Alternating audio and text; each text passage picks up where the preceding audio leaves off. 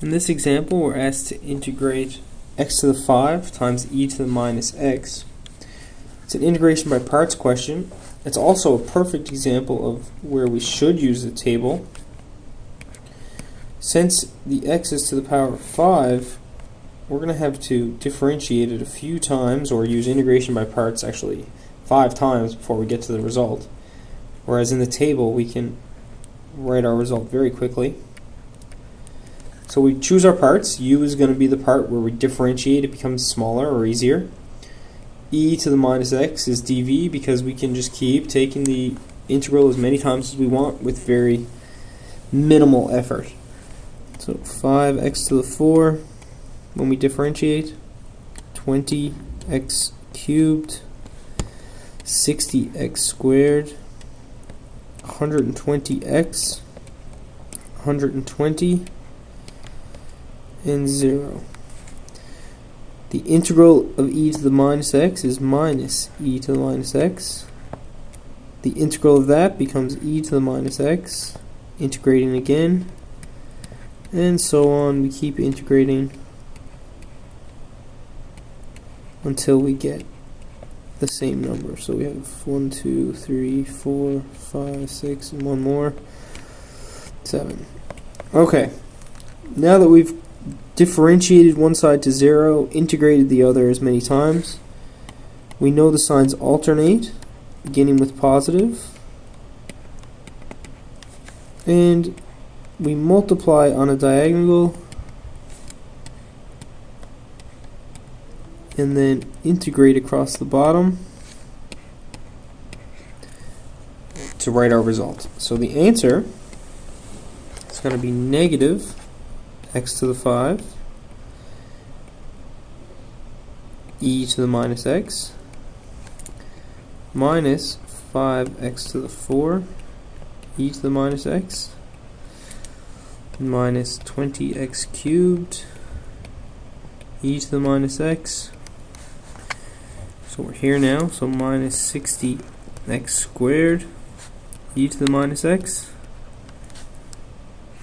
minus 120x e to the minus x minus 120 e to the minus x plus the integral of 0 times e to the minus x. The integral of 0 times anything is a constant, so plus a constant. And there's the final answer. Good example where if you tried to do this with the formula, it would take you a lot of work, because you'd have to do this 1, 2, 3, 4, 5, 6 times before you got to the final integral that you could solve. So you want to make sure you do understand the table method for examples like this. The next example is kind of a different integration by parts question, where we have secant cubed. We need to create our parts from that, so we're going to start by writing it as the integral of secant x times secant squared x dx. That's a reasonable way to write it. Now we have one part here that integrates very easily. The integral of secant squared is tan, so that's easy to integrate. The derivative of secant is also easy to find. If you remember your rules, it's secant tan. A little more difficult, but usable. So u equals secant, and dv is going to be secant squared x dx. Integrating gives tan x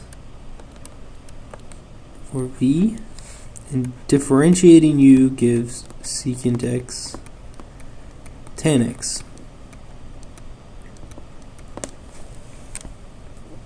Now, putting this back in, we get, I'm going to leave some space over on the left, and you'll see why in a moment, u times v, so secant x times tan x, minus the integral of v, which is tan x, times du, which is secant x tan x. So I'm going to we're going to multiply those, so it's really tan squared times secant x dx when you multiply these together. So here's our new, we've taken this integral, used integration by parts. This is the new result that we get with a different integral to solve now. We have tan squared times secant. U du, not going to work for direct u substitution. There's no way to do that. So the logical choice is to maybe replace tan squared with the tangent secant identity, which means that tan squared is 1, or secant squared minus 1. So secant squared x minus 1 is tan squared times secant squared dx. So simplifying once more,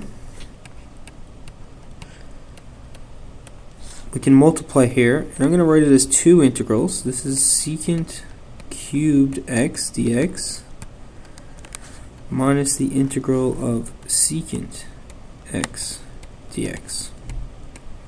Actually, pardon me, that's plus. Minus and minus become plus. This we can integrate. It's a rule that you've given in your formula sheet, or by now you might have remembered. So we can do that one. But secant cubed poses a problem.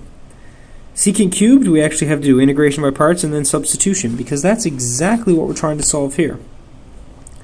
But let me remind you that this is an equation. This is equal to secant cubed x dx, because that is the question that we have just solved here. So we could write that the whole way down. That means we can take this term here and move it over, just like if this was an x here and an x here and you wanted to solve for x. So we end up with the integral of secant cubed x dx plus the integral of secant cubed x dx, which is 2 times the integral of secant cubed x dx, equal to secant x tan x plus the integral of secant is natural log of secant x plus tan x, and we need a constant there, so plus c. Now we just need to get rid of the 2, which we do by dividing by 2. So we get the integral of secant cubed x dx is equal to all of this over 2, or 1/2 secant x tan x plus ln of secant x plus tan x plus a constant. So look for this sort of pattern when you're doing integration by parts questions, where after an integration by parts and a little algebraic manipulation here, you get the question you're trying to solve on the right hand side. If that happens, you can move it to the left hand side, combine the coefficients, in this case 1 and 1, and then divide the result by 2 to get the result. So that's something that does happen from time to time.